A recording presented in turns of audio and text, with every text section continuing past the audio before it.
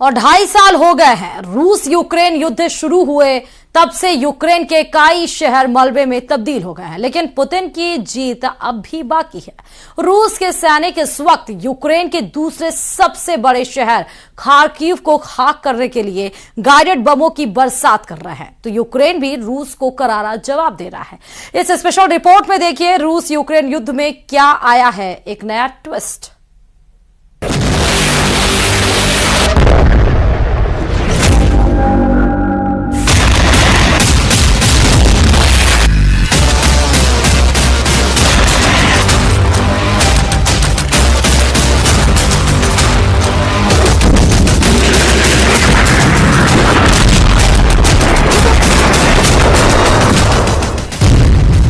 रूस की सीमा से सिर्फ 30 किलोमीटर दूर यूक्रेन का दूसरा सबसे बड़ा सेंटर, यूक्रेन के काउंटर ऑफेंसिव फोर्स का सबसे बड़ा अड्डा, गाइडेड बम से टारगेट, खार्किव में बारूद ही बारूद।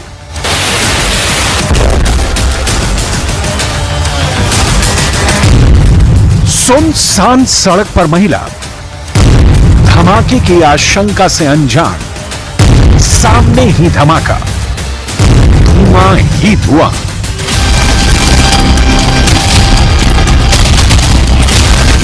राजधानी कीव के बाद यूक्रेन का सबसे बड़ा शहर खार्किव जल रहा है। बम धमाकों की गूंज से शहर बहरा हुआ जा रहा है।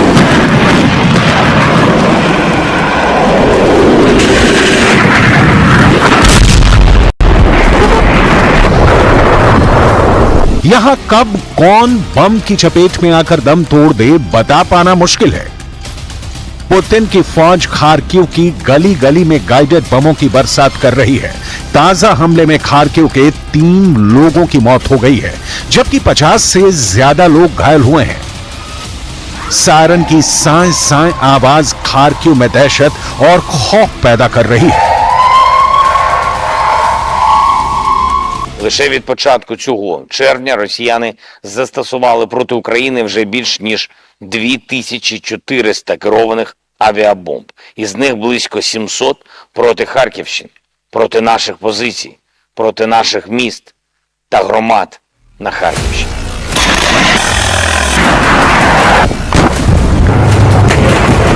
ये वही खार्किव है जिस पर रूस ने करीब 2.5 साल पहले यानी युद्ध की शुरुआत के वक्त ही हमला किया था। रूस की फौज खार्किव में घुस गई थी, लेकिन यूक्रेन की सेना ने उसे पीछे धकेल दिया। खार्किव की लड़ाई में शक्तिशाली रूसी सेना हार गई थी। अब इस खोई प्रतिष्ठा को अर्जित करने के लिए पुतिन की सेना खार्किव को खाक कर रही है।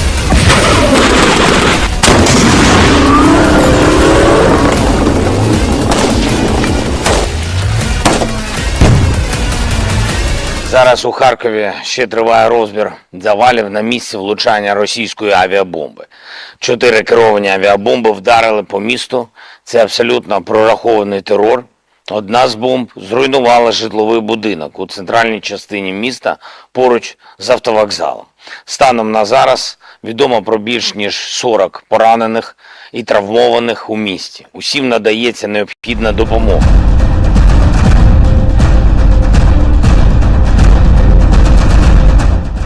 इस वक्त खार्किव पुतिन का नंबर 1 टारगेट है। रूस की सेना पूरी ताकत के साथ शहर पर कब्जे के लिए लड़ रही है। लड़ाई के दौरान यूक्रेन की आर्मी के एस्टेब्लिशमेंट ही नहीं, अपार्टमेंट भी जद में आ रहे हैं। लेकिन पुतिन को इस समय खार्किव पर जीत की परवाह भर है। कोई बम हमले में मरता है तो मरे। ज़ेलेंस्की के हाथ से खरकते खार्किव की तस्वीरें पुतिन के लिए सुकून का सबब बन रही हैं। जून के महीने में अब तक यूक्रेन पर इतने हमले हो गए जो बीते कुछ महीनों में नहीं हुए थे। यूक्रेन के राष्ट्रपति ज़ेलेंस्की के मुताबिक रूस ने जून के महीने में अब तक उनके देश में हजारों बम बरसाए हैं। इसके लिए रूस ने 2400 बार गाइडेड बम से यूक्रेन के शहरों पर हमले किए हैं। अकेले खार्किव में रूस ने 700 बम हमले किए हैं। За сильне рішення, яке допомогло нам стабілізувати ситуацію в прикордонні Харківщини. Ми отримали змогу знищувати російські ракетні пускові установки поблизу кордону і скупчення російських окупантів. Такі рішення потрібно продовжувати значне зниження російського ракетного терору проти Харкова і області доводить, що це абсолютно реально. यूक्रेन के अधिकारियों के मुताबिक देश के दक्षिण पूर्व और पश्चिम में ऊर्जा सुविधाओं पर रूसी मिसाइल और ड्रोन हमलों ने रात भर कई ऊर्जा सुविधाओं को नुकसान पहुंचाया और कम से कम एक कर्मचारी की मौत हो गई। वायुसेना ने माना है कि रूस ने ऊर्जा सुविधाओं और महत्वपूर्ण बुनियादी ढांचे पर 16 मिसाइल और 13 ड्रोन दागे। 3 महीने पहले रूस ने बिजली संयंत्रों पर हमले बढ़ाए जाने के बाद से यूक्रेन में बिजली संयंत्र पर यह 8वां बड़ा हमला था। 3 महीने पहले शुरू हुए ऊर्जा के बुनियादी ढांचे पर रूस के लगातार हमलों के बाद यूक्रेन ब्लैकआउट की एक नई लहर से जूझ रहा है, जिससे देश की आधी बिजली उत्पादन क्षमता खत्म हो गई है।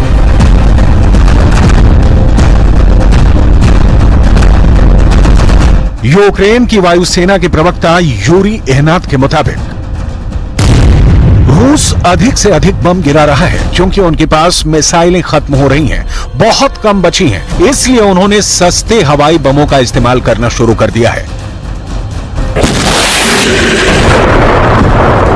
गाइडेड बमों के बारे में आपको भी जरूर जानना चाहिए। गाइडेड बम साधारण बम से अलग होते हैं। इनकी बनावट ऐसी होती है कि ये बम दुश्मन पर सटीक निशाने के लिए जाने जाते हैं। इन बमों की खासियत है कि जिस जगह से इन्हें गिराया जाता है वहां से वो काफी दूर टारगेट को भेज सकते हैं। अभी तक रूस इस युद्ध में गाइडेड बमों का इस्तेमाल छिटपुट तरीके से कर रहा था, लेकिन हाल के हफ्तों में वो फ्रंट लाइन पर रोजाना 20 गाइडेड बम गिरा रहा है। यूक्रेन के सैन्य विशेषज्ञों का मानना है कि रूस के पास फिलहाल 2 तरह के गाइडेड बम हैं। रूस के पास मॉडर्न सैटेलाइट गाइडेड 1500B हैं। हालांकि उसकी उच्च प्रोडक्शन कॉस्ट की वजह से ऐसे बमों का इस्तेमाल बहुत कम किया जाता है। वहीं जो उच्च विस्फोटक क्षमता वाले गाइडेड बम हैं, ये सैटेलाइट कंट्रोल सिस्टम से लैस हैं और ये अपग्रेड बम हैं। इन्हें बनाने में समय भी कम लगता है। रूस के पास स्टॉक में ऐसे कई बम हैं।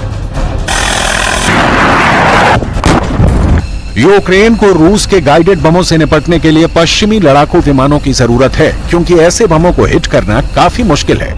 यूक्रेन के पास हवा से हवा में मार करने वाली मिसाइलें नहीं हैं, जो रूस के कंट्रोल वाले इलाकों में जेट विमानों को मारने के लिए पर्याप्त हैं।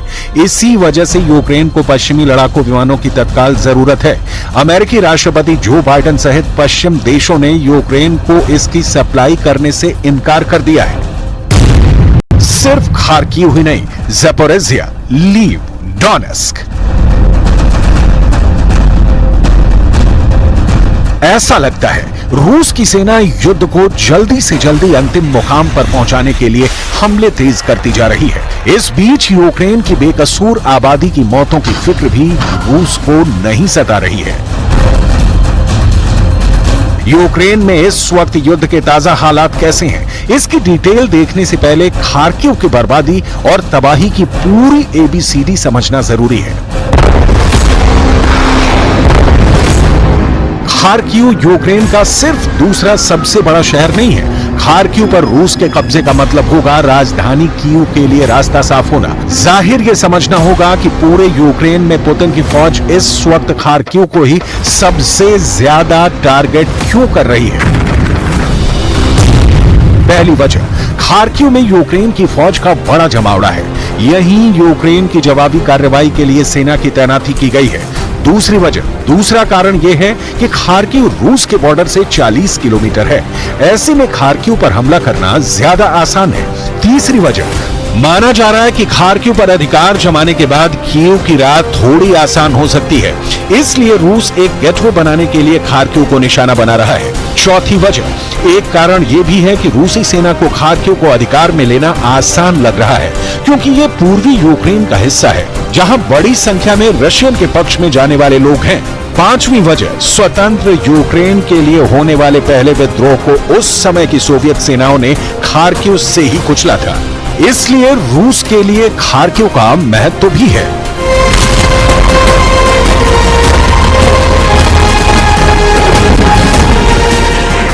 लेकिन खार्किव पर रूस का कब्जा होना आसान नहीं दिख रहा। तेज हमलों के बावजूद यूक्रेन खार्किव में जोरदार पलटवार कर रहा है। हालांकि रूस की फौज खार्किव में कई किलोमीटर अंदर तक घुस चुकी है,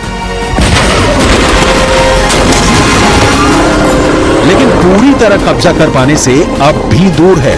दूसरी ओर रूस के हमलों का यूक्रेन ने भी जवाब दिया है।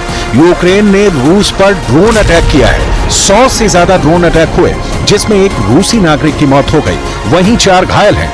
यूक्रेन इस वक्त युद्ध में किस तरह से काउंटर अटैक कर रहा है, उसकी सबसे ताजा तस्वीर देखकर आपकी रूह कांप जाएगी।